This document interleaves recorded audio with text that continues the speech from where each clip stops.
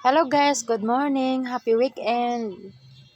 Eto ako ngayon, katatapos ko lang magdilig, kaya higa-higa muna, mag-iisip ko anong mai-content.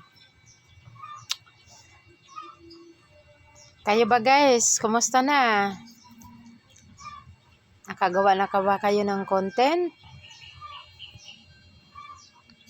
Paano ba naman? Parang takot na rin akong mag-remix ngayon guys. Kasi may mga remix pala na pwede tayo ma-violation. Hindi natin alam, may ano pala yun. May copyright pala yung may-ari doon. Pati tayo damay. Kaya ingat-ingat lang talaga, lalo na pag hindi pa tayo na-monetize. Naalala ko yung dati kong account, puro talaga original video ko yun. Nitong pangalawang account ko, ngayon lang naman din ako natutong mag-remix. Tsaka gumamit ng audio. Pagka ngayon, yung dati kong account, wala talagang yun. Kahit isang tugtog man lang, wala. Walang puro talaga yun. Original video. Walang mga halong mga sounds. Kaya nang hinayang nga ako, ba't na-hack yun eh.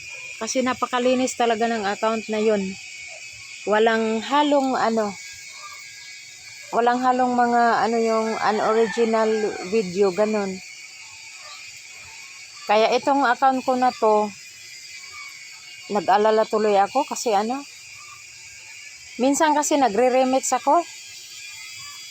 Pinag-isipan ko tuloy kung buburahin ko o saka ko naburahin pag pag nabuo ko na yung 60k minutes.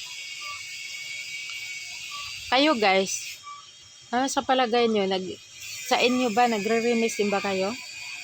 Nakaranas din ba kayo na mag-remix? Ako, nag-isip ako kung parang gusto kong burahin na tuloy yung yung mga video ko na remix. Kasi may rin pala niyan eh. May nagkaroon ng violation ng ganyan. Sana nga hindi. Kaso nga lang parang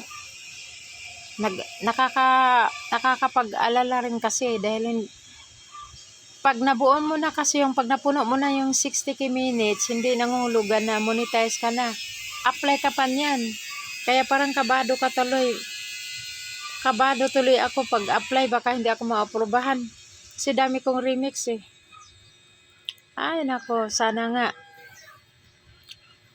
hindi magkaroon ng violation. Bye guys. Ganun lang guys.